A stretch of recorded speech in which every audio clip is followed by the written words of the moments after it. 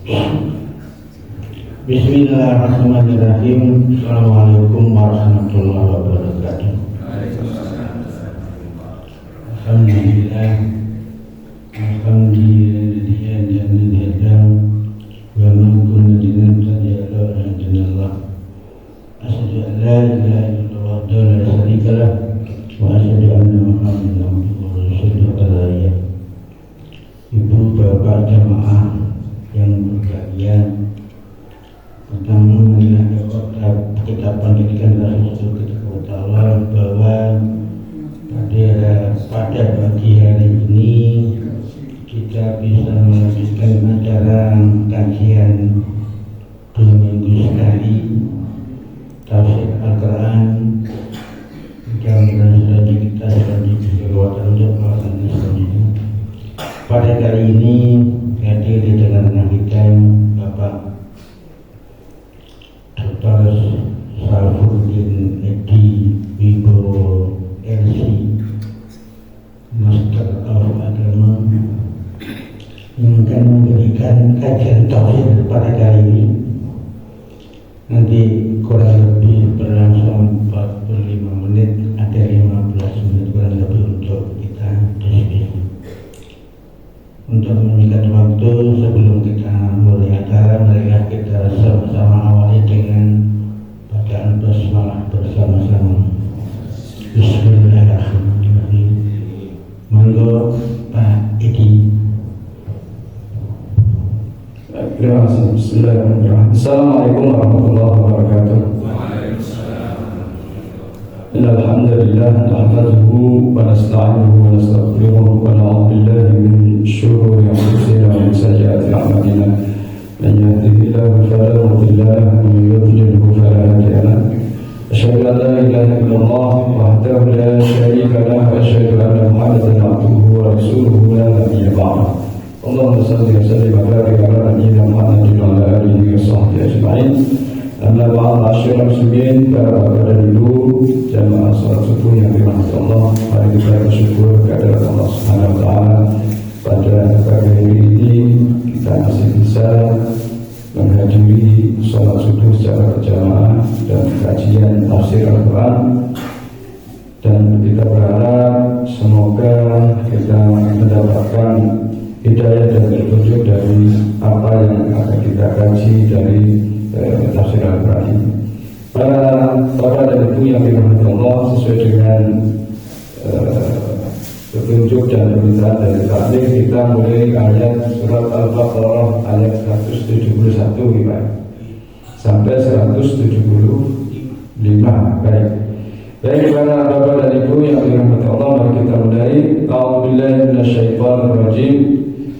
Wa matalul ladzina kafaru kamatalil ladzi yan'iqu bima la yasma'u illa du'a'an wa nidaa'an summun bukmun 'umyun fahum la yaqilun. Yang artinya adalah bahwasanya wa matalul ladzina kafaru, berumpama orang-orang kafir itu, kamatalil ladzi yan'iqu bima la yasma'u illa du'a'an wa nidaa'an, seperti perumpamaan orang-orang yang tidak mendengar kecuali kalau itu seruan atau teriakan dalam bentuk doa, itu ajakan, tidak juga seruan. Summun bukmun 'umyun fahum la yaqilun, mereka sumun itu tuli, mereka bisu, dan umyun mereka juga buta, fahum la yaqilun, dan mereka tidak berakal atau tidak menggunakan akal mereka. Para bapak dan ibu yang dirahmati Allah, ayat ini menjelaskan kondisi atau keadaan orang-orang kafir yang disebutkan pada ayat sebelumnya, ayat 170, yaitu ketika wa idza qila lahum ittabi'u ma anzalallah qalu bal nattabi'u ma alfayna 'alaihi abana. Jadi orang kafir itu ketika diajak kepada kebenaran, pada dakwah Islam, mereka kemudian akan menjawab, qalu, mereka berkata, bal nattabi'u ma alfayna 'alaihi abana. Kami lebih suka mengikuti tradisi dan budaya nenek moyang kami. Awalau kana abahum la yaqiluna syai'an wa la yahtadun, meskipun orang tua atau nenek moyang mereka tidak berakal atau tidak menggunakan akal mereka, wa la yahtadun, dan tidak pula mendapat petunjuk. Nah, maka ayat ini menjelaskan kondisi dan situasi dari orang-orang kafir, di mana kemudian ini adalah sebentuk tamsil, ya, tamsil atau kiasan. Jadi wa mathalul ladzina kafaru, perumpamaan orang kafir itu seperti apa? Diumpamakan seperti orang yang di sini ada namanya tasbih, ya, perumpamaannya. Ada musyabbah bi, ada musyabbah dan musyabbah bi. Jadi perumpamaan orang yang menyuruh orang kafir itu seperti perumpamaan orang yang berseru kepada binatang ternak. Jadi digembalakan diumpamakan seperti gembala yang menggiring atau menggusah binatang ternak. Nah, itu. Atau perumpamaan orang kafir itu seperti binatang ternak yang diseru oleh penggembalanya. Artinya begini, dalam arti kalau ada komunikasi antara penggembala dengan binatang ternak, itu yang terjadi kan hanya komunikasi yang sangat Jadi binatang ternak itu hanya akan mengikuti apa-apa dari si penggembalanya, tapi dia tidak bisa diajak untuk berbicara, diajak untuk berdiskusi, diajak untuk berpikir. Nah, maka orang-orang kafir ini seperti gembala, ya, seperti binatang ternak yang digembalakan oleh penggembalanya. Jadi walaupun diteriaki macam-macam, dia tidak akan paham kecuali kalau mengikuti apa-apa dari si penggembalanya. Artinya apa? Bahwa kemudian mereka sumum bukmun omyum fahum la yaqilun. Mereka itu terpuruk di dalam taklid buta, mengikuti tradisi dari nenek moyang mereka, seperti disebutkan dalam ayat sebelumnya. Dan kemudian mereka adalah orang-orang yang sumun. Sumun itu artinya tuli, ya. Tuli, bukmun, orang yang bisu. Nah, biasanya kalau orang tuli itu pasti kemudian menjadi bisu. Karena dia tidak bisa menerima informasi dari orang luar, ya. Menerima informasi bagaimana cara kemudian kita berbicara, berkomunikasi dengan orang, sehingga kemudian dia tidak bisa mengucapkan itu. Walaupun sesungguhnya kalau dia bisa mendengar, mungkin bisa berbicara. Jadi maka sumun bukmun omyum fahum la yaqilun, dan mereka juga buta. Nah, yang dimaksud di dalam ayat ini tuli, buta, bisu, tuli, bisu dan buta itu bukan dalam arti yang sesungguhnya. Artinya apa? Bukan dalam arti mereka betul-betul tuli, betul-betul bisu, dan betul-betul buta secara fisik. Tetapi yang dimaksud di sini adalah tuli, buta, dan bisu itu karena mereka tidak menggunakan indera yang diberikan oleh Allah kepada mereka untuk memahami perintah-perintah atau petunjuk dari Allah Subhanahu wa Ta'ala. Nah, oleh karena itu ketiga indera ini adalah salah satu sumber ilmu, ya. Kalau orang sudah tidak punya pendengaran, maka dia akan kekurangan sumber ilmu yang pertama, yaitu indera pendengaran. Dan kalau dia sudah tidak bisa mendengar, maka dia tidak bisa mengucapkan, tidak bisa mengatakan apa yang memang dia tidak pernah dengar. Walaupun barangkali sesungguhnya dia bisa bersuara, berbicara, tetapi karena tidak ada informasi yang masuk ke dalam otaknya, sehingga dia tidak bisa menyampaikan atau berbicara, berkomunikasi pada orang lain. Omyun demikian juga, indera mata ini adalah salah satu sumber pengetahuan yang sangat luar biasa. Barangkali kalau kita tidak punya mata atau tidak punya kemampuan melihat, banyak informasi yang barangkali kita tidak tahu bagaimana indahnya dunia dan sebagainya. Nah, maka orang-orang kafir itu diumpamakan seperti orang yang kekurangan tiga indera ini. Jadi mereka itu tuli, sehingga kemudian bisu, dan kemudian mereka menjadi buta mata mereka, sehingga fahum la yaqilun, maka kemudian mereka tidak bisa menggunakan akal. Bukan karena mereka tidak punya akal, bukan karena mereka tidak mampu menalar, tetapi karena mereka tidak mau menggunakan itu untuk kepentingan mendapatkan petunjuk atau hidayah. Dan itulah kurang lebih perumpamaan di dalam ayat 171. Dan mari kita lanjutkan, karena ini nanti ada persoalan-persoalan yang terkait dengan fikih, yang barangkali mungkin perlu dijelaskan pada ayat selanjutnya.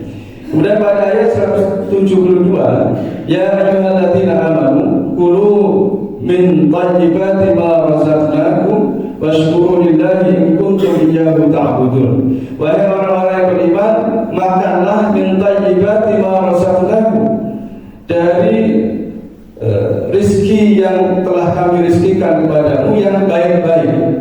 Washkuru lillahi in kuntum iyyahu ta'budun, dan makanlah dan bersyukurlah kepada Allah in kuntum iyyahu ta'budun, ya, jika engkau hanya ingin menyembah Allah semata-mata. Para bapak dan ibu yang dirahmati Allah, maka ayat ini juga menjadi kelanjutan dari ayat sebelumnya, ayat pada 168. Di situ kan diberitakan, ya ayyuhan nas kulu mimma fil ardi halalan thayyiban. Wahai manusia, makanlah apa yang ada di muka bumi. Yang pertama adalah halalan, yang memang halal, wa thayyiban, dan yang kedua adalah baik. Yang baik dalam arti dia akan memberikan manfaat bagi tubuh. Karena banyak makanan yang halal tetapi justru kadang-kadang membahayakan tubuh dari orang yang makannya. Apa contohnya Pak? Misalnya, ya kalau kita misalnya punya kolesterol, ya, punya tensi, maka kalau kita makan daging kambing itu kan sesungguhnya baik, halal, tetapi barangkali mungkin tidak thayyib bagi orang yang sudah punya tensi, punya kolesterol, punya asam urat misalnya. Apa ya? Kalau asam urat makanan ya Pak, ya kacang misalnya, itu kan sesungguhnya halal dan baik sesungguhnya, secara umum dia baik bagi orang yang sehat. Tetapi kata orang, kalau kita punya penyakit asam urat misalnya, maka tidak boleh makan yang kacang-kacangan atau makan sayur-sayuran hijau yang sesungguhnya juga memberi manfaat. Nah, maka ayat ini juga melanjutkan perintah yang ada pada 168 tadi. Ya ayyuhalladzina amanu, wahai orang-orang yang beriman. Tetapi perintah ini ditujukan khusus bagi orang-orang yang beriman. Apa perintahnya? Dan insya Allah kita sebagai orang yang beriman terkena seruan ini, ya. Kulu min thayyibati ma razaqnakum, makanlah dari makanan-makanan yang baik yang telah kami rizkikan kepada kalian. Washkuru lillahi in kuntum iyyahu ta'budun, dan bersyukurlah kepada Allah, ya, kalau memang kemudian kita hanya menyembah Allah semata-mata. Artinya apa? Jadi syukur kita kepada Allah adalah sebagai bagian dari bukti ketauhidan kita, ya.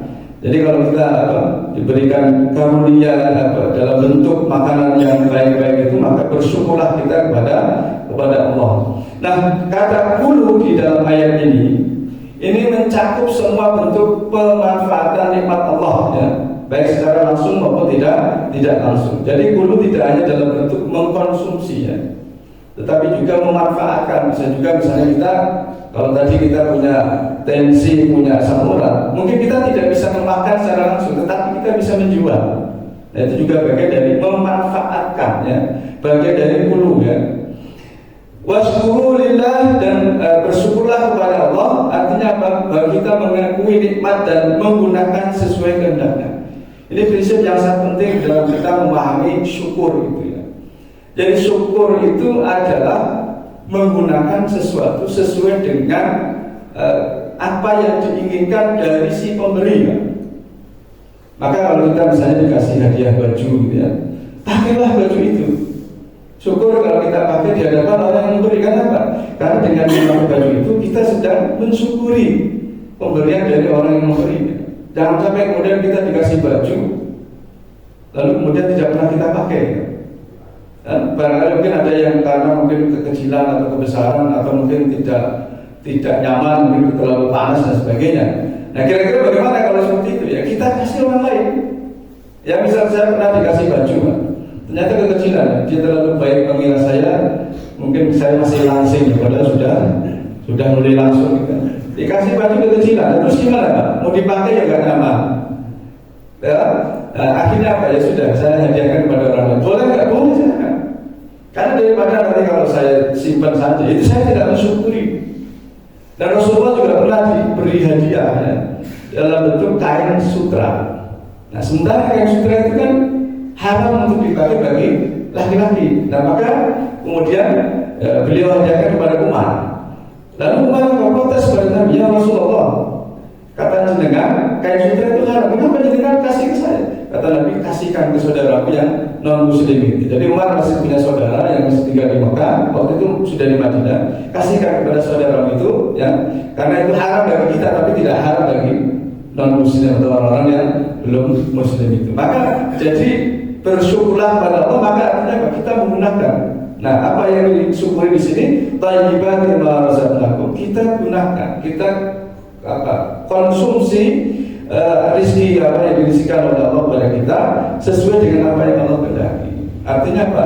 Maka di sini ketika kita syukuri dalam masalah makanan, makanlah makanan itu, ya. Jangan pernah kemudian kita kadang-kadang ya sering mengeluh, ya. Sudah dikasih nikmat, ya. Dulu ketika muda misalnya belum bisa beli sate, sekarang sudah bisa beli sate, tapi ternyata fisik ya kan mendukung gitu. Karena kan kita bersuloh gitu, ya. Jadi waktu muda itu pengen sekali beli sate, makan kambing gitu, nggak punya uang. Tetapi sekarang giliran punya uang, nggak bisa makan, ya. Karena apa? Karena tadi ada tantangan, ya. Nah, maka syukuri saja nikmat semuanya itu, ya. Gunakan sesuai dengan apa yang diminta, apa yang diperintahkan oleh Allah Subhanahu wa Ta'ala. Dan syukur itu adalah tingkatan ibadah yang paling tinggi, Pak. Kalau kita barangkali selama ini mungkin ibadah itu kadang-kadang kan, ya mohon maaf, tingkatannya masih dalam rangka menggugurkan kewajiban, ya. Ya, karena itu karena kita merasa terbebani dengan kewajiban, apalagi mungkin bagi mereka yang baru mulai, misalnya sholat. Bagi sebagian orang, sholat itu dijaga sebagai sebuah beban. Kadang-kadang kita kan juga itu merasa pas lagi repot-repotnya orang ada harus meninggalkan pekerjaan misalnya. Nah, tetapi kalau kita dimotivasi oleh rasa syukur, ya, maka semua beban yang kelihatan berat itu akan terasa ringan, ya, akan terasa ringan. Ya, ketika kita meniatkan ibadah itu sebagai bentuk ekspresi rasa syukur kita. Dan itulah yang kemudian ditunjukkan oleh Rasulullah SAW ketika beliau ditanya oleh Siti Aisyah. Sebagai seorang istri, beliau melihat Rasul itu kasihan, Pak. Karena Rasul itu hampir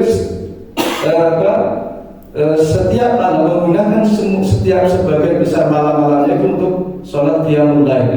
Sampai kemudian di dalam hadis itu disebutkan hatta tatafattara qadamahu. Jadi Rasul itu kan terlalu lama berdiri, kemudian kakinya mengalami pembengkakan. Ya, dalam istilah medis itu apa istilahnya? Odemia. Jadi karena mungkin sudah uzur, sudah semakin berumur, ya, peredaran darah tidak selancar ketika masih muda. Karena terlalu lama berdiri, ya, sholat Rasul itu kan panjangnya itu rakaat pertama saja surat Al-Baqarah, Ali Imran dan Al-Maidah dalam satu rakaat. Ya. Itu tidak hanya di bulan Ramadan, ya, bukan hanya di Ramadan saja. Kalau kita mungkin bisa di Ramadan, bisa, ya, bisa membayangkan maksudnya, ya, tahu hasilnya. Nah, sampai kemudian, ya, ada seorang sahabat yang kemudian makmum kepada beliau, Hudzaifah bin Yaman, dikira dia mau beliau itu nanti akhir surat Al-Baqarah mungkin rukuk itu, ternyata masih lanjut, ya. Jadi satu rakaat aja sudah sekian surat yang dibaca, ya. Maka dalam surat Al-Muzammil kan qumil laila illa qalila nisfahu aw inqus minhu wa azid alaihi wa rattilil Qur'ana tartila. Jadi sholat malam Nabi itu antara seperti setengah malam, sepertiga atau 2/3 malam. 2/3 malam, bukan 2/3 jam. Jadi satu malam 10 juz, 10 jam berarti sholat malamnya adalah 5 jam. Nah, karena terlalu berdiri lama maka kemudian beliau menjadi bengkak. Sehingga Rasul Siti Aisyah kasihan kepada Rasul, ya Rasul, lima taf'al hadza ya Rasulullah, katanya. Kenapa engkau melakukan ini ya Rasulullah? Kenapa jenengan kok ibadahnya gedhe gitu, ya? Artinya apa?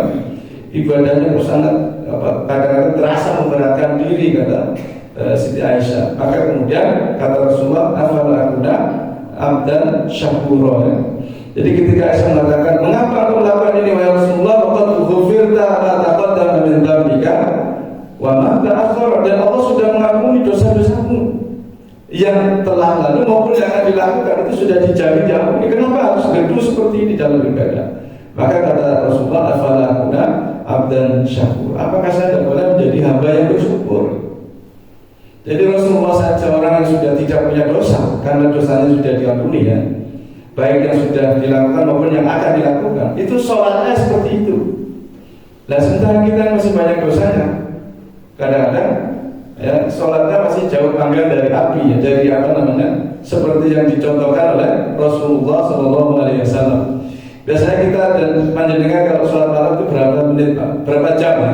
Kalau boleh saya bertanya berapa jam dalam satu malam? Paling setengah jam aja sudah sudah banyak gangguan Pak. Terutama gangguan ke belakang gitu ya.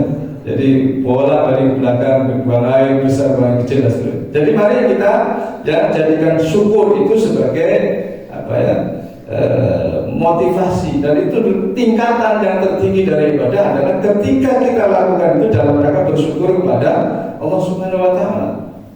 Ya mungkin kita yang sudah umur 50-60 ini kan artinya sudah menjalani hampir bukan hanya separuh ya, mungkin sudah 3/4 kehidupan kita. Barangkali hanya tersisa 1/4 lagi kan. Nah mari kita syukuri apa yang sudah lewat itu. Kita dikaruniai anak yang baik-baik, yang soleh-soleh, dikaruniai pekerjaan, dikaruniai cucu yang sehat. Kita syukuri itu, maka kita itu jadikan itu sebagai motivasi kita di dalam kita semakin tekun di dalam kita beribadah. Baik, kita lanjutkan ayat yang 173. A'udzubillahi minasyaitonir rajim. Innama harrama 'alaikumul maitata wad-dama wa lahmal khinzir wa ma uhilla bihi li ghairillah. Faman ittara ghaira baghin wa la 'adin fala ithma 'alaihi innallaha ghafurur rahim. Nah, ayat ini juga menjadi kelanjutan dari ayat sebelumnya ya, di mana dalam ayat 168 tadi kan ada perintah kulu mimma fil ardi halalan thayyiban wa la tattabi'u khutuwatis syaitan. Nah, ayat 168 di situ disebutkan dan janganlah kalian mengikuti langkah-langkah syaitan. Nah, apa yang dimaksud dengan langkah-langkah syaitan di situ ya? Adalah bahwa dalam tradisi atau kebiasaan ya, orang-orang kafir ya, orang-orang Quraisy terutama, bahwa mereka mengharapkan sesuatu yang tidak ada dasarnya, tidak ada dasarnya, tidak ada apa namanya perintahnya, kecuali hanya karena itu sebagai sebuah keyakinan yang sudah diyakini secara turun-temurun, sebagai sebuah tradisi yang turun-temurun. Maka ayat ini ya, nanti kita bandingkan dengan sebelumnya itu menjelaskan innama harrama 'alaikumul maitata. Jadi sesungguhnya Allah ya hanya mengharamkan kepada kalian. Di sini ada kalimat hanya, berarti apa yang disebutkan di dalam ayat ini itulah yang haram, yang lain berarti halal. Itu pemahaman sementara gitu ya. Jadi innama harrama 'alaikumul maitata, sesungguhnya Allah hanya mengharamkan kepada kalian al-maitah, itu artinya bangkai, wad-dama itu artinya darah, wa lahmal khinzir dan daging babi, wa ma uhilla bihi li ghairillah, dan segala sesuatu yang disembelih bukan karena Allah. Faman ittara ghaira baghin wa la 'adin, dan barang siapa yang dalam kondisi terpaksa tanpa ada perbuatan yang melampaui batas atau yang mendolimi orang lain, fala itsma 'alaihi, maka tidak ada dosa baginya. Maksudnya apa? Dalam kondisi yang terpaksa maka yang haram ini menjadi halal, tapi nanti dengan syarat ghairu baghin wa la 'adin, tanpa ada tindakan melampaui batas. Innallaha ghafurur rahim, sesungguhnya Allah Maha Pengampun lagi Maha Penyayang. Mari kita lihat artinya satu persatu, karena ini ada unsur atau kandungan hukum yang mungkin banyak menjadi pertanyaan bagi kita semua ya. Yang pertama adalah bahwa di dalam ayat ini ya, Allah menisbatkan pengharaman itu kepada benda ya. Padahal hukum haram dan tidak haram itu bukan pada bendanya, tetapi pada perbuatan mukallaf. Artinya begini Pak, bangkai misalnya itu secara objektif itu netral, tidak ada hukumnya halal atau haram. Tetapi ketika kita makan, maka bangkai itu jadi haram. Yang haram apanya? Perilaku kita sebagai mukallaf mengkonsumsi bangkai. Bangkainya sendiri itu netral, itu maksudnya Pak. Jadi ini menjadi haram itu ya karena kita makan. Tetapi kalau kita manfaatkan yang lain boleh nggak misalnya? Kan bisa bangkai itu dimanfaatkan. Untuk apa Pak biasanya? Pakan ikan ya Pak ya. Iya, biasanya kalau yang punya ternak ayam kan banyak mati itu Pak. Biasanya dari kolam lele dikasih untuk lele gitu kan. Boleh nggak itu kira-kira Pak? Lelenya halal nggak? Halal ya. Walaupun secara medis itu perlu waktu untuk mensterilkan dari racun-racun yang ada dalam bangkai itu ya. Tidak bisa langsung dikonsumsi kalau ingin sehat. Tetapi prakteknya banyak sekali orang yang kemudian memberi pakan lele itu dengan bangkai. Nah, jadi hukum haram itu karena perilaku kita dengan bangkai itu. Tetapi bangkai itu sendiri sesuatu yang sifatnya netral. Itu maksudnya. Maka kemudian Allah menisbatkan keharaman itu pada ainul syai' atau kepada bangkai itu. Padahal bangkai itu sendiri tidak terkait dengan hukum halal dan haram, kecuali karena perbuatan kita yang mengkonsumsinya. Itu kurang lebih maknanya begitu. Nah, maka mengapa kemudian Allah menisbatkan keharaman itu kepada dirinya? Karena Allah ingin menunjukkan ya, bahwa keharaman segala bentuk pemanfaatan terhadap bangkai dengan cara yang paling ringkas dan paling tegas. Artinya ingin mempertegas seakan-akan bangkai itu sendiri yang haram. Padahal yang haram adalah perilaku kita dengan bangkai itu ya. Perilaku namanya perilaku mukallaf ya, atau af'alul mukallaf. Nah, yang pertama yang dimaksud yang disebutkan sebagai sesuatu yang diharamkan adalah al-maitah. Al-maitah adalah apa? Al-maitah adalah binatang yang halal kita konsumsi, tetapi kemudian apa? Dia mati sebelum melalui penyembelihan yang syar'i atau memenuhi syarat. Ya. Jadi ini apa? Maka semua binatang yang halal kita konsumsi, tetapi kemudian tidak melalui proses penyembelihan yang syar'i, itu hukumnya disebut dengan bangkai. Ya. Nah, termasuk juga di dalam masuk hukum bangkai ini adalah bagian dari tubuh binatang yang terpotong. Ya, misalnya ada apa? Mungkin karena kasus luka dan sebagainya. Kemudian misalnya kita punya sapi, ekornya kita kita potong gitu Pak. Kita amputasi misalnya. Boleh nggak itu dikonsumsi? Enggak, karena itu adalah bagian dari tubuh yang terpotong dari binatang yang masih hidup yang belum disembelih. Maka, tapi kasus seperti ini ada nggak kira-kira? Jadi binatang yang mungkin kita potong kakinya, tapi dia masih hidup, kita amputasi gitu, atau buntutnya kurang lebih gitu ya. Lalu kemudian kita makan. Nah, maka itu termasuk bagian dari bangkai walaupun binatang itu masih hidup ya. Jadi maka Rasulullah SAW "Ma'tuti aminal bahimah wa hiya hayyatun fa hiya maitah." Apa yang terpotong dari binatang ternak yang masih hidup, maka itu dianggap sebagai bangkai. Tapi saya kira mungkin tidak ada ya praktek semacam ini ya. Ada nggak orang potong misalnya buntutnya sapi lalu disop gitu ya? Kan tidak mungkin gitu kan? Nggak tega atau nggak kolok gitu ya. Nah, tetapi kemudian secara fikih ini juga ada pengecualian. Ya, yang dimaksud dengan bangkai di sini tidak seluruh bangkai binatang yang halal. Ada bangkai binatang yang halal yang tidak disembelih tetapi hukumnya halal. Misalnya apa di sini dikecualikan adalah ikan dan belalang ya. Jadi kita bersyukur Pak, karena kemudian ikan itu tanpa melalui proses penyembelihan itu bisa kita konsumsi. So kalau kemudian harus syarat harus disembelih, ya kalau ikannya ikan besar-besar nggak masalah. Kalau ikan makur itu nyembelih satu-satu gimana? Lagi kalau ikannya besar nggak apa-apa kita bisa sembelih. Tapi kalau water bisa cilik-cilik kan, dan itu kan jadi konsumsi kita kan. Bahkan kadang-kadang tidak usah dikeluarkan kotorannya karena terlalu kecil-kecil kan. Apalagi misalnya yang kecil-kecil apa? Udang yang kecil-kecil apa namanya itu? Apa? Rebon ya? Rebon misalnya itu. Kemudian yang kedua adalah belalang. Ya, belalang itu halal. Silakan. Walaupun di sini mungkin jarang yang makan belalang. Ada Pak yang pernah makan belalang? Dikonsumsi bisa dibuat rempeyek, enak gitu. Iya. Jadi kalau panjenengan ke Gunung Kidul itu di Jogja itu sepanjang jalan itu ada yang jualan belalang sudah digoreng Pak. Iya, ada tempat begitu. Jadi saya pernah ke sana terus teman saya beli makan enak mikir tapi saya nggak kolu gitu. Walaupun halal tapi tidak kolu gitu ya. Jadi ya. Jadi uhillat lana maitatani wa damani ya. As-samaku wal jaratu wal kabatu wal tahal ya. Jadi dihalalkan dua bentuk bangkai, yaitu apa? As-samak wal jarat, ikan dan belalang. Dan diharamkan juga dua macam darah, itu darah dalam hati dan limbah. Tapi hati dan limbah kita pembahasan selanjutnya.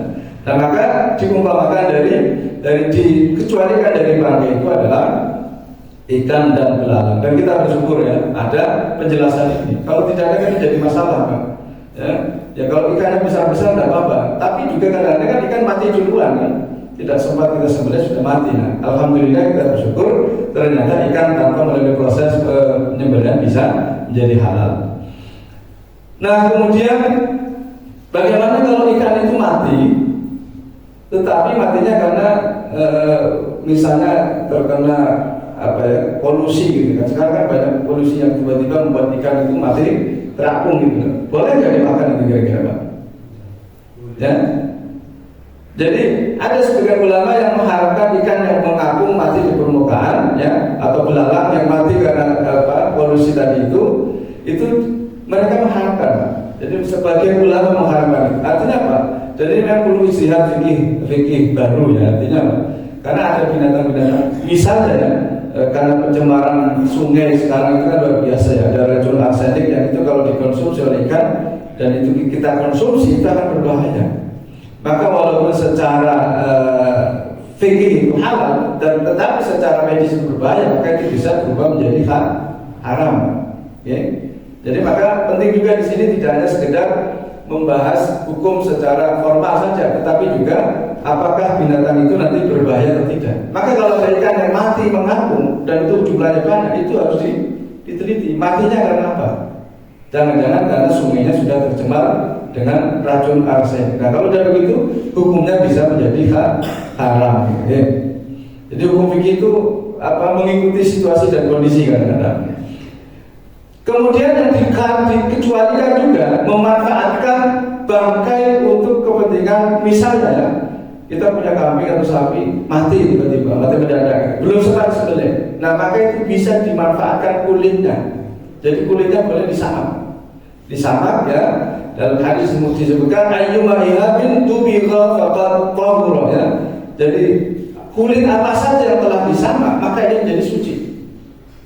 Jadi maksudnya kulit binatang ternak misalnya belum sempat sembelih tapi sudah mati, maka boleh diambil kulitnya untuk dijadikan sebagai bahan tas, bahan apa lagi ya, sapu dan sebagainya. Tapi kalau dibuat kerupuk apa namanya? Lambat itu boleh nggak? Ya tidak boleh Pak, karena itu dikonsumsi. Tapi kalau dibuat, ya kan biasanya kan begitu Pak, kulit kan juga bisa dimanfaatkan untuk kerupuk ya, terutama kulit sapi. Nah kalau dikonsumsi tetap haram. Tetapi kalau dibuat tas kulit atau dibuat rebana dan sebagainya itu boleh dan dia sudah menjadi suci. Nah maka disebutkan faktor gunanya boleh disentuh, boleh dipakai, boleh digunakan. Nah jadi dikecualikan dari maitah tadi itu ya adalah kulitnya boleh dipakai ya kalau sudah diproses melalui proses penyamakan. Nah pertanyaannya sekarang kan tadi hadisnya umum tadi ya, ayyuma ihabin tubigha faqad tahura. Semua binatang yang disamak itu menjadi halal, menjadi suci. Bagaimana kalau binatang itu adalah babi Pak? Halal atau boleh? Haram atau boleh? Atau anjing, harimau, buaya, ular, kan disamak kulitnya kan Pak. Ada tas ular kan mahal itu Pak. Tas dari kulit buaya ya kan. Ada juga kan mahal itu Pak. Itu boleh nggak dipakai Pak? Nah ini kan hukum yang terkait dengan kehidupan kita sehari-hari, terutama ibu-ibu ya. Nanti kalau beli tas dari kulit ular, kan bagus tuh. Ada pola warnanya ya, asli ya, orisinil. Tas dari kulit buaya itu mahal, sabuknya itu ya. Boleh nggak? Nah, maka kita lihat pendapat para ulama sebagai perbandingan saja. Maka kulit bangkai yang halal dimakan itu suci setelah disamak. Artinya apa? Menurut Imam Syafi'i, beliau mengatakan bahwa kulit binatang yang aslinya itu halal dimakan dan kemudian mati menjadi bangkai, maka kulitnya itu menjadi boleh suci untuk dipakai setelah disamakkan. Tetapi kulit bangkai hewan yang tidak halal dimakan tetap najis meskipun sudah disamak. Jadi kalau panjenengan mengikuti mazhab Syafi'i, maka kulit anjing, kulit babi, kulit apa lagi, binatang buas, ya singa atau harimau kan kadang-kadang dibuat mantel jas itu kan. Ya artis-artis dulu kan banyak pakai itu jas harimau, ya kulit asli harimau misalnya. Kemudian buaya, ular, kalau mengikuti mazhab Syafi'i tetap haram. Kenapa? Karena binatang itu aslinya haram. Jadi walaupun sudah disamak tetap haram. Kalau dengan ikut mazhab Syafi'i ya. Nah, jadi itu pendapat Imam Syafi'i. Kenapa? Karena misalnya babi itu kan disebut rinsun ya, najis secara zatnya itu sudah najis. Maka malayahilu akluhu fajilduhu najasun. Hewan yang haram dimakan, maka kulitnya juga najis. Sehingga kemudian ini tidak bisa kemudian dipakai. Kenapa? Karena dianggap najis zatnya walaupun sudah disamak. Beda dengan kambing atau sapi ya, itu secara zatnya kan suci, cuma dia menjadi bangkai dan ketika mati tanpa disembelih menjadi bangkai. Nah, maka untuk mensucikannya dengan disamak. Nah, tetapi menurut mazhab Hanafi ya, semua kulit hewan selain babi dan manusia itu menjadi suci ketika disamak. Jadi kalau panjenengan nanti mau beli tas buaya atau tas kulit ular, ikut saja mazhab Hanafi gitu ya, pindah mazhab sudah. Jadi itu boleh ya, kecuali kulit babi ya, dan kulit manusia ya, itu saja menjadi suci setelah disamak. Jadi termasuk hewan yang tidak boleh dimakan atau binatang buas. Sehingga kalau panjenengan masih menggunakan sabuk kulit ular, kulit buaya, berarti ikut mazhab Hanafi gitu ya. Nah, sementara mazhab Maliki sama, semua kulit bangkai hewan itu menjadi suci setelah disamak, kecuali hanya kulit babi dan anjing. Ya, karena dianggap najis zatnya. Itu mazhab Maliki. Sama dengan mazhab Hanafi, tapi dia kemudian mengecualikan babi dan anjing. Nah, sementara mazhab Hambali mengatakan kulit hewan yang haram dimakan tetap najis meskipun disamak. Tetap ya najis. Tetapi beliau membolehkan sebagian kulit binatang buas bila sudah disamak seperti harimau atau kulit macan atau harimau itu boleh dipakai. Jadi tidak, kalau kita ikut mazhab Syafi'i maka yang boleh disamak hanya kulit yang binatang yang halal dimakan. Sementara binatang yang tidak halal dimakan itu tidak sah, tidak boleh dipakai kulitnya, walaupun itu sudah barangkali sekarang banyak dipakai ya, ada kulit buaya, kulit ular dan seterusnya. Baik, ini yang pertama. Kemudian yang kedua adalah yang diharapkan dalam ayat ini adalah darah. Ya, dan dalam ayat yang lain disebutkan wadaman masfuhan, darah yang mengalir. Nah, kira-kira apa ada praktek makan darah? Ada nggak? Di beberapa daerah itu darah itu ketika orang nyembelih itu diwadahi ember, lalu dibiarkan nanti beku. Nah, kalau sudah beku nanti digoreng, Pak, dibacem seperti tahu persis. Ya. Tahu baca nggak pernah makan ya? Iya, persis Pak. Makanya saya dulu pernah di daerah Banyumas atau mana itu, pas mampir warung itu lihat banyak tahu. Terus saya tanya, ini kenapa Pak? Ini tutup didih ya. Didih dari darah, langsung ke cara makan.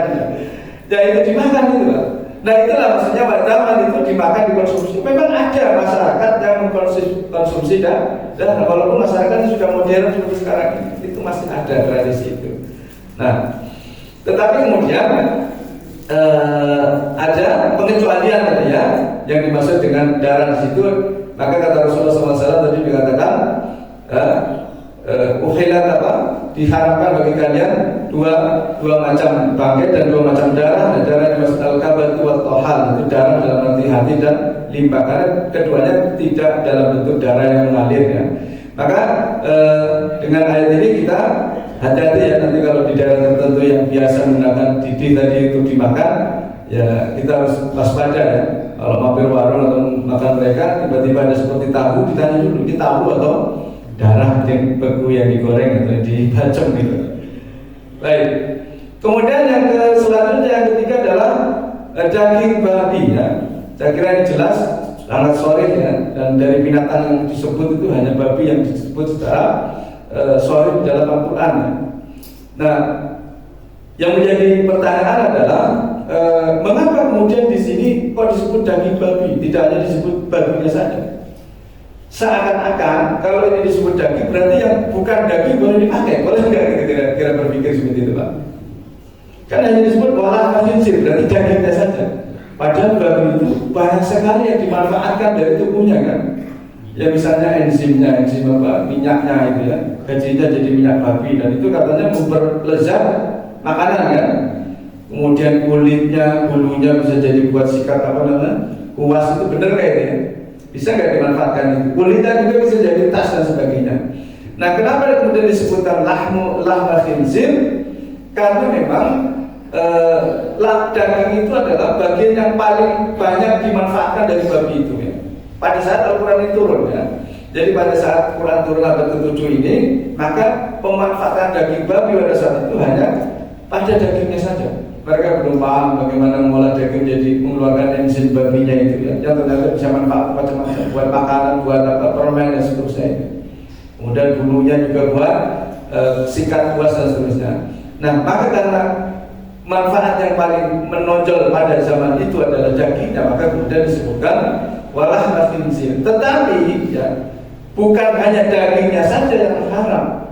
Ya seluruh bagian dari babi itu adalah haram untuk dikonsumsi, dipakai ya. Bukan hanya dimakan, tapi juga untuk dipakai tadi. Karena hampir semua mata sepakat walaupun babi kalau disamak kulitnya tetap haram. Jadi, karena zatnya sudah diharamkan. Jadi untuk menegaskan seluruh keharaman dari seluruh zat yang ada dalam babi itu, sehingga kemudian tidak boleh kita berargumen bahwa yang haram kan dagingnya, nah kalau yang lain kan boleh. Nah itu termasuk juga apa? Yang sekarang juga menjadi menarik adalah bahwa kemudian organ tubuh babi itu bisa dipakai untuk ditransplant kepada organ manusia. Nah itu boleh nggak kira-kira? Ketika tidak ada alternatif lain itu masuk darurat ya. Karena ternyata sudah dibuktikan secara medis atau belum.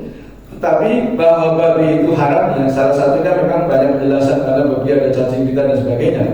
Tetapi ada juga penjelasan yang menarik bahwa DNA babi itu sangat mirip dengan DNA manusia. Oleh karena itu maka organ tubuh babi itu bisa ditransplantasi, dicampurkan kepada organ tubuh manusia, bisa ganti jantungnya misalnya, atau parunya, atau hatinya dan sebagainya. Maka kemudian babi itu diharapkan mungkin karena tadi kedekatan DNA-nya dengan DNA kita. Jadi kalau kita makan babi itu kurang lebih sama seperti makan manusia gitu. Gitu Pak, kurang lebih ya. Nah kemudian ada masalah yang lain juga Pak.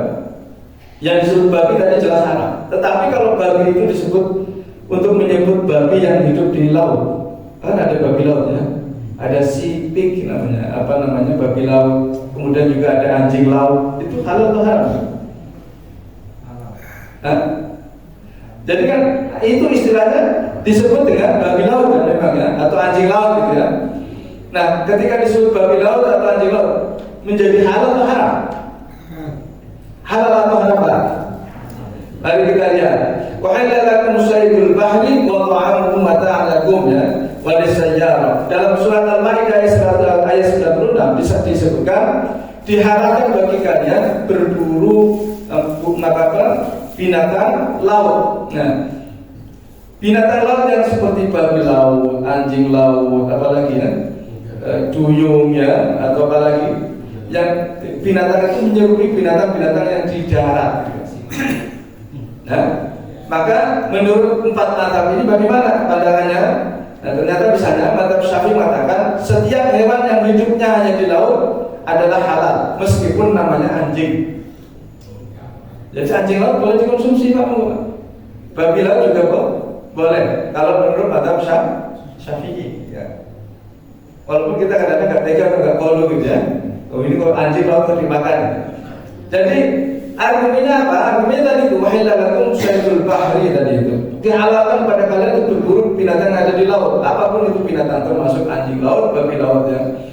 Jadi setelah kata Imam An-Nawawi, anjing laut bukan anjing darat dan tidak punya sifat anjing secara syariat, dia tidak dianggap sebagai najis. Maka karena itu hukumnya halal. Dia disebut anjing laut karena hanya mirip dengan anjing yang di darat, tetapi dia sesungguhnya adalah binatang air. Demikian juga babi laut sama juga disebut babi karena mirip dengan babi yang di darat, tetapi dia bukan babi karena hidupnya di laut. Jadi walaupun disebut anjing, disebut babi laut, dia tetap halal. Okay?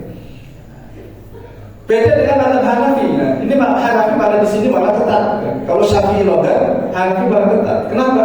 Karena mazhab Hanafi membatasi hewan laut yang halal itu hanya ikan. Ingat bagi kalau menjelaskan dalam masalah binatang laut itu lebih baik untuk mazhab Syafi'i. Ini mazhab Hanafi justru menghalalkan semua binatang, membatasi hewan laut yang halal itu hanya ikan. Selain ikan maka haram. Termasuk di sini adalah apa misalnya penyu, kepiting, apalagi ya. Yang bukan ikan, yang dianggap bukan ikan itu maka haram ya. Ya.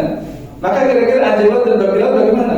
Ya haram, karena apa? Dia dianggap bukan ikan. Nah, jadi kalau mazhab Hanafi justru di sini malah lebih ketat, lebih sulit gitu ya. Mazhab ini sama dengan Syafi'i, hampir semua hewan laut halal dimakan, ya.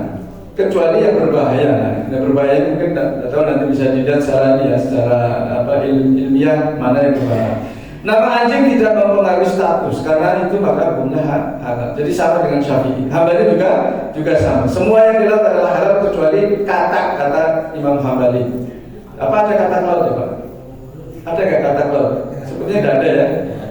Tidak ada. Maka mungkin tidak tahu ya apa yang dimaksud dengan kata laut di situ ya, atau kata air lah mungkin ya. Karena laut dengan air tawar dengan air asin sama aja hewannya, binatangnya.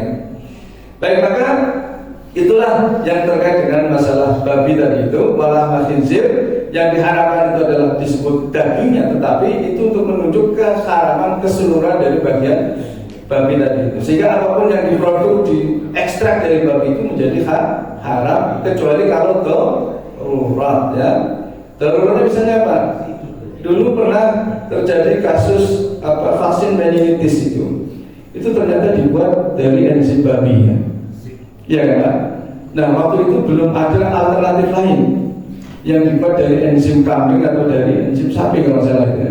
Jadi dia bakteri atau virusnya itu memang hanya bisa hidup di enzim itu ya. Nah maka kemudian MUI pernah mengeluarkan fatwa halal vaksin meningitis yang terbuat dari enzim babi. Tapi tahun berapa itu? Haji tahun berapa itu? Tapi setelah itu ditemukan alternatif lain yang kemudian dibuat dari enzim kambing ya, sehingga kemudian dibatalkan fatwa halal itu ya. Kemudian yang keempat yang diharamkan wama uhilla bihi li ghairillah, segala binatang yang disembelih bukan karena Allah ya. Uhilla itu dari kata hilal. Orang Arab itu kalau melihat hilal itu bisa teriak Allah Akbar atau la ilaha illallah ya. Jadi kata halal la yuhadidu tahlilan itu ya, itu dari kata yang sama wama uhilla. Kenapa? Karena orang Arab kalau menyembelih itu kan saya berbilang bismillahirrahmanirrahim Allahu Akbar, teriak keras, ditahlilkan, maksudnya diteriakkan, menyebut nama Allah, bismillahirrahmanirrahim Allahu Akbar. Nah, wa ma uhilla bihi adalah segala binatang yang ketika dia disembelih itu disebut selain nama Allah. Dan itu ada di dalam tradisi masyarakat musyrik ya, Quraisy itu. Mereka kalau menyembelih binatang itu akan menyebut nama Tuhan-Tuhan sembahan mereka ya, atas nama Lat, Uzza, Al-Manat dan Hubal misalnya. Itu disebutkan ini untuk siapa, ini untuk siapa. Maka semua binatang yang disembelih bukan karena Allah itu haram. Nah pertanyaan kita, kalau kita menyembelih binatang untuk dibuat sesajen, halal atau haram enggak? Walaupun menyembelihnya dengan baca bismillah, kan gitu kan Pak? Iya kan? Banyak kasus itu yang dibeli orang Muslim, tapi dia membuat sesaji. Boleh nggak dimakan itu Pak? Karena ada sesaji, iwak ingkung saya anggap dibuat sesaji itu. Ya, kalau ketemu anak-anak, enak dimakan saja. Nah, kalau memang itu diniatkan untuk sesajen, walaupun nyembelihnya itu menyebut bismillahirrahmanirrahim, tetap haram kan? Karena apa? Karena tujuannya sama. Uhilla bihi ghairillah itu bukan hanya sekedar disebutkan nama selain Allah, tetapi juga tujuannya bukan karena Allah. Jadi tujuan karena Allah itu adalah yang kita konsumsi, kita makan. Tetapi kalau tujuannya untuk dipersembahkan kepada berhala, maka itu menjadi haram. Dan itu di dalam masyarakat Arab mereka punya binatang-binatang tertentu yang memang akan dipersembahkan kepada berhala ya. ada bahiro, ada apa saiban dan seterusnya itu ya, wasilah, walaham itu ada jenis-jenis binatang tertentu dari unta, dari kambing yang kemudian akan disisihkan mereka untuk dibuat sesaji bagi berhala-berhala mereka. Nah di dalam tradisi masyarakat itu juga mungkin ada gitu ya, binatang-binatang tertentu yang memang khusus untuk dibuat sesajen. Misalnya apa? Ayam apa namanya? Ayam cemani gitu ya. Itu kan menjadi bahan apa? Karena biasanya untuk keperluan sesaji tadi itu kan. Nah kalau itu disembelih untuk keperluan sesaji maka jadi haram. Tapi kalau dikonsumsi kalau itu dimakan, monggo silakan ya. Jadi tidak hanya sekedar menyebut nama Allah atau tidak menyebut nama Allah gitu ya. Nah pertanyaan kemudian muncul, bagaimana dengan binatang yang disembelih oleh non-muslim, oleh ahli kitab? Sebab di dalam surat Al-Maidah ayat 5 disebutkan wa ta'amul ladzina utul kitaba halal lahum, dan makanan ahli kitab itu halal bagi kalian. Ya kalau di tempat saya dulu ada non-muslim orang Kristen ya, itu kalau lebaran itu dia ngasih apa namanya, dia kalau hari Natal itu ngasih roti, ngasih angpau, ngasih apa namanya, makanan, berbagai makanan. Saya hanya bersyukur karena yang dibagi dia adalah roti. Kalau dia ngasih saya ingkung atau ayam, saya mungkin bertanya-tanya tadi disembelihnya bagaimana gitu. Okay. Jadi kadang-kadang dalam pergaulan sehari kan ada non-muslim dan sekitar kita gitu. Ya ketika lebaran kita kasih mereka makan, ya kalau pas Idul Adha kita kasih daging. Sebaliknya kalau mereka hari Natal, mereka juga akan kasih makanan bagi kita. Kalau dikasih makan itu adalah roti, itu tidak masalah. Ya, tetapi kalau dikasih itu adalah binatang sembelihan seperti kambing atau ayam itu, kira-kira ini kan mau mengkonsumsinya atau tidak? Karena di dalam surat ini disebutkan wa ta'amul ladzina utul kitaba halal lahum. Makanan di situ termasuk sembelihannya. Bukan hanya sekedar makanan umum, disebutkan halal bagi kalian. Nah, maka kemudian para ulama sepakat begini, Pak. Kesepakatannya gitu. Kalau binatang itu disembelih oleh ahli kitab dengan cara yang syar'i, ya, cara yang syar'i itu maksudnya disembelih mengalirkan darahnya. Kan ada juga yang disembelih tapi tidak diburu tapi tidak dengan mengalirkan darah. Contohnya misalnya anjing itu, Pak. Itu kalau di Solo itu yang sate sate jamur, mereka tidak disembelih, digepuk kepalanya supaya ya kemudian mati tanpa dialirkan darahnya. Nah, itu berarti tidak syar'i. Nah kalau binatang seperti ayam atau kambing kemudian disembelih oleh non-muslim, oleh ahli kitab, tetapi dengan cara tidak syar'i maka tidak halal. Ya. Kemudian di dalam penyembelih itu tidak menyebutkan nama selain Allah. Yang ini agak sulit. Karena saya tidak tahu bagaimana orang Nasrani kalau menyembelih binatang ada doa khusus atau tidak. Di sini mungkin ada yang mantan atau yang punya teman Nasrani. Bagaimana cara mereka menyembelih, pakai doa-doa tertentu apa enggak? Jangan-jangan nanti disebut atas nama Tuhan Yesus, Tuhan Isa putra Isa Al-Masih dan sebagainya. Kalau disebutkan itu maka menjadi haram. Maka pertanyaannya, mereka menyebut Tuhan mereka mana? Itu semua mata sepakat. Kalau kemudian di dalam proses penyembelihan, kalau sembelihan Yahudi mungkin malah lebih haram, karena Yahudi itu mirip sekali dengan Islam. Aturan syariatnya itu persis seperti dalam syariat Islamnya. Tapi kalau Nasrani ini kan ada masalah Tuhan Yesus Kristus yang putra Tuhan Allah dan seterusnya. Kalau itu disebutkan seperti itu, berarti kita mempertuhan Tuhan Yesus Kristus dan itu menjadi haram. Dan kemudian hewan itu mati tidak mati sebelum disembelih, artinya prosesnya betul-betul mengikuti penyembelihan. Maka kalau disebutkan nama Yesus, maka menjadi haram bagi kita, ya. Bagi mereka tidak masalah. Atau tadi itu ya sudah disembelih dengan cara yang sesuai dengan syariat, bukan karena disetrum, bukan karena apalagi dipukul atau ditembak dan seterusnya. Maka sembelihan hari kita bisa menjadi halal selama memenuhi 3 syarat tadi. Disembelih dengan cara syar'i, tidak disebutkan nama selain Allah yang termasuk di situ Isa Al-Masih, Yesus Kristus dan sebagainya, dan hewan itu tidak mati sebelum disembelih. Nah, bagaimana kalau mereka tidak menggunakan basmalah? Tentu saja mereka tidak menyebut bismillah. Ya. Maka para imam mazhab mengatakan basmalah itu hanya sunnah. Yang tidak boleh kalau menyebutkan nama Tuhan selain Allah Subhanahu wa Ta'ala. Artinya kalau dia tidak basmalah, tidak menyebut nama Tuhan, tidak masalah. Kalau itu dilakukan oleh alim kita, jadi tetap halal menurut mazhab Hanafi terutama, meskipun penyembelihannya tidak menyebut nama Allah. Faman itu ghairu baghin wala 'adin fala isma 'alaihi, kondisi terpaksa tanpa melampaui batas. Maksudnya melampaui batas di sini, dia mengkonsumsi itu hanya sekedar untuk mempertahankan hidup, Pak. Jadi kita dalam kondisi di hutan, tidak ada yang makan apapun kecuali misalnya daging babi, ya sudah itu makan. Tidak ada daging yang seperti yang ada hanya misalnya ular gitu ya.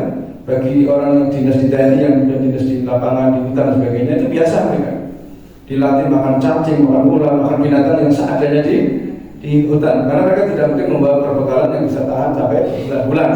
Maka barang siapa yang dalam kondisi terpaksa, maka fala ismari, maka tidak ada dosa baginya. Boleh mengkonsumsi itu ya.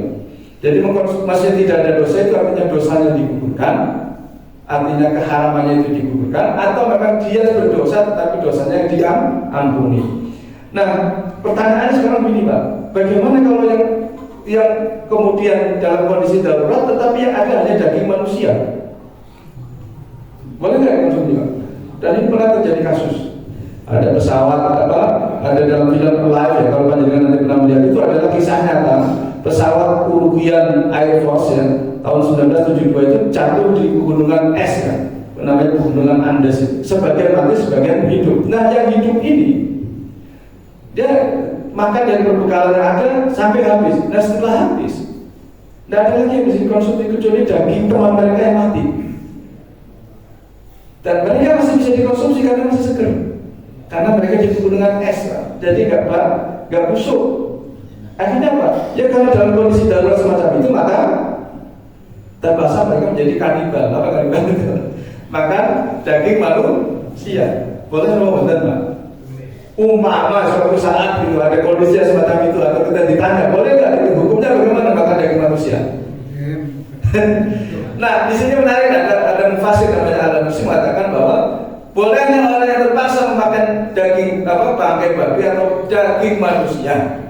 Nah, dalam kondisi darurat ini sudah disampaikan oleh mufasir dari zaman yang mungkin beberapa tahun yang lalu, dan kasusnya pernah terjadi tahun 1972 tadi. Dan kalau melihat film itu memang mengerikan sekali ya, bagaimana kemudian mereka menghadapi dilema kemanusiaan, bagaimana harus mempertahankan hidup ya dengan memakan daging saudara sendiri gitu. Nah, maka menurut Syekh Al-Alusi itu mengatakan boleh daging manusia dimakan kalau itu memang satu-satunya yang bisa mempertahankan hidup kita ya. Namun bila ya, kita moga-moga tidak dihadapkan pada situasi yang sulit itu ya. Ya, maka faman ittara ghairu baghin wala 'adin fala isma 'alaihi innallaha ghafurur rahim. Sesungguhnya Allah Maha Pengampun lagi Maha Penyayang. Artinya Allah menghapuskan dosa dan menghalalkan bagi yang terpaksa ya. Karena Allah Maha Pemurah, Maha Pengasih lagi Maha Pengampun ya. Baik, para bapak dan ibu yang dirahmati Allah, saya kira ini tidak akan selesai ayat berikutnya. Kita lanjutkan mungkin dengan menjawab ya, Pak. Oke, karena ini sudah 45 menit. Moga saya persilakan. Moga Pak Edi dulu. Ya, terima kasih. Assalamualaikum warahmatullahi wabarakatuh. Waalaikumsalam. Saya diundang teman saya yang Nasrani. Ya. Mungkin mereka juga makan babi, mungkin. Suatu ketika saya dikasih makan dan tawon misalnya. Ya. Tawon itu beli di pasar dan ya, dagingnya. Iya. Bagaimana hukumnya kita makan? Ya, apalagi kalau kita tahu bahwa itu daging dari pasar dan insya Allah yang menjadikan Muslim ya. Secara persangkaan kita yang lebih kuat gitu ya, itu ya insya Allah Muslim ya. Silakan Pak. Saya juga pernah dikasih makan nasi dengan ayam gitu ya, nasi kotak gitu ya, dikasih dari tetangga saya non Muslim gitu. Tapi saya tahu bahwa pembantunya itu Muslim ya, dan dia biasanya menyerahkan penyembelihan itu pada yang Muslim karena tahu kalau dia tidak Muslim, dia kebetulan jualan warung makan, dan dia tahu kalau nanti ini tidak dijamin halal, dia tidak laku gitu. Maka dia minta yang dibilang adalah yang Muslim. Kalau sudah seperti itu, Bismillah. Jadi Bismillah, kita sudah ghalabatul dzan, itu artinya kita yakin, walaupun tidak yakin 100%, tapi 50% ke atas lah sudah. Kalau ini disembelih dengan cara yang halal, makan ada. Tetapi kalau misalnya kita bisa lebih terbuka, nanti kalau mendapat undangan dari non Muslim itu, ya bilang saja saya Muslim, saya halal daya, artinya bahannya makannya halal. Jadi dia nanti bisa paham. Maka akan diusahakan dagingnya nanti ya insya Allah daging yang halal, yang disembelih dengan cara yang halal. Ya. Walaupun tadi para ulama juga membolehkan ya, sembelihan mereka yang asli orang ahli kitab itu tetap halal selama tidak menyebutkan nama Tuhan Isa Al-Masih atau Yesus Kristus tadi. Yang jadi masalah tempatnya. Tempatnya atau piringnya mungkin bekas babi. Nah itu makanya kita sampaikan. Kita sampaikan kepada dia. Saya ini Muslim, ya mohon bisa memahami bahwa saya hanya makan makanan yang halal. Maka usahakan makanan di situ adalah betul halal. Insya Allah dia akan bisa menerima itu, Pak. Ya akan bisa menerima karena rata-rata kalau orang non Muslim yang di Indonesia itu paham betul ya, karena kita mayoritas dia paham.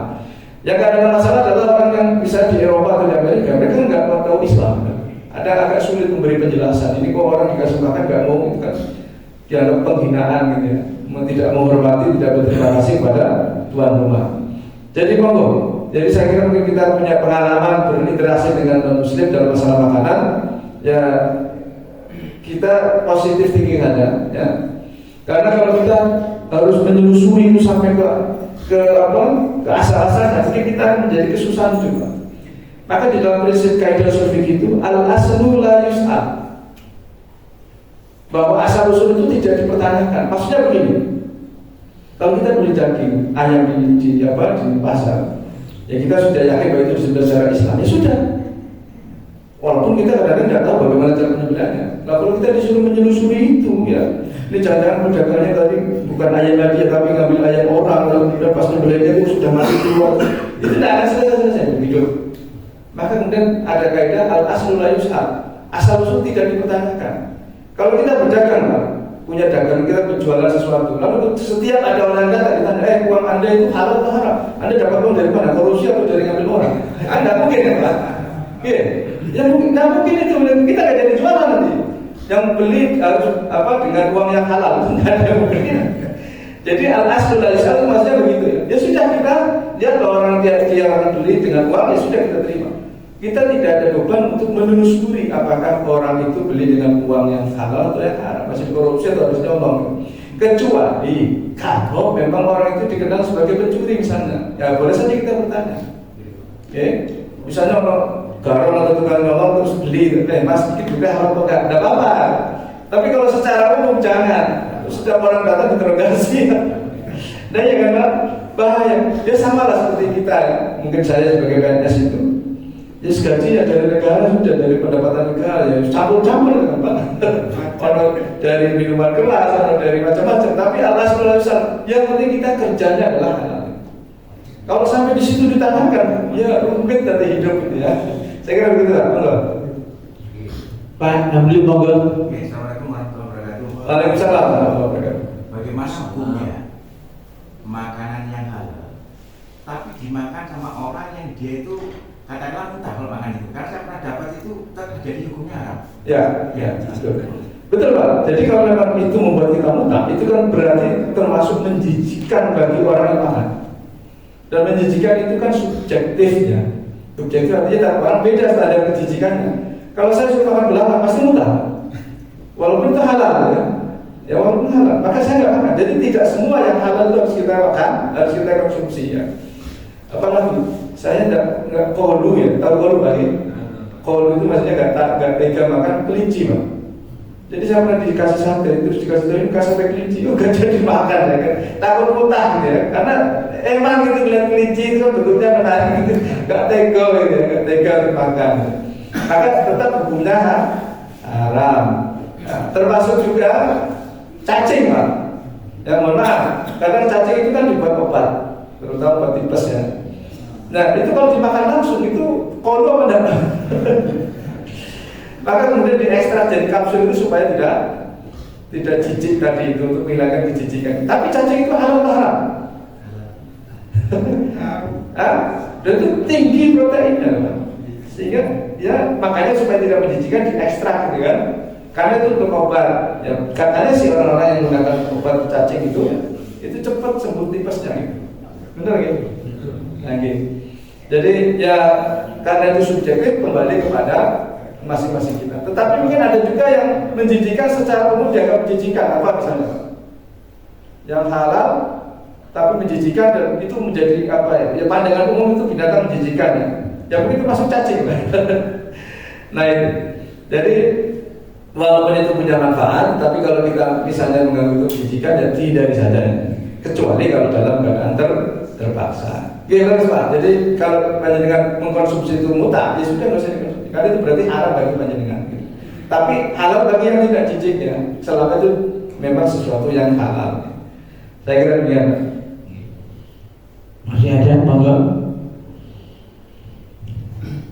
Iya, monggo. Ibu-ibu, assalamualaikum warahmatullahi wabarakatuh. Waalaikumsalam.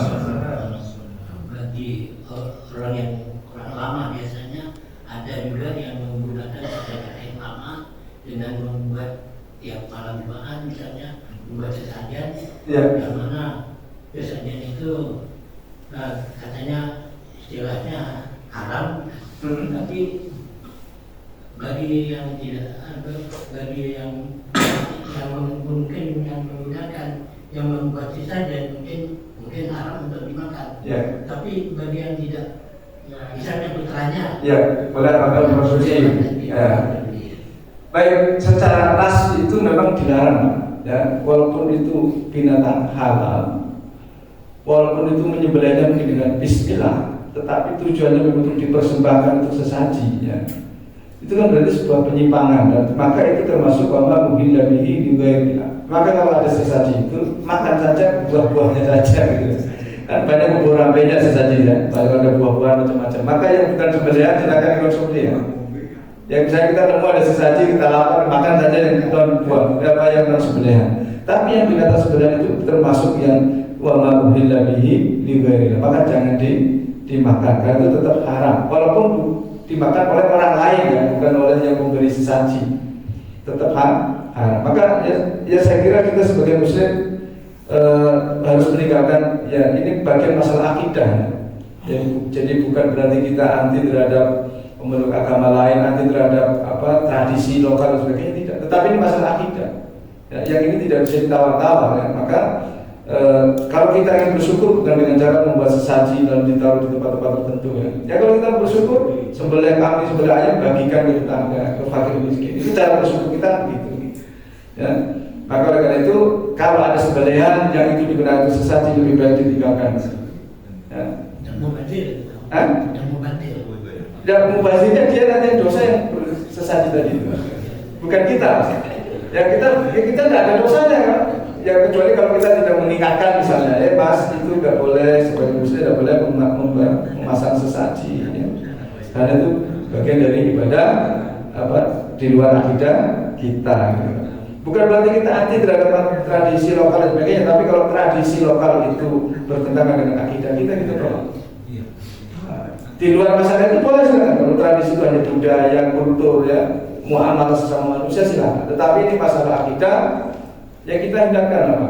Karena kadang-kadang kita prihatin ya, dicampur-campur ya, misalnya dalam acara lalu sesaji itu kan, ya ono sesajinya, ono tahlilnya, ono macam-macam dicampur.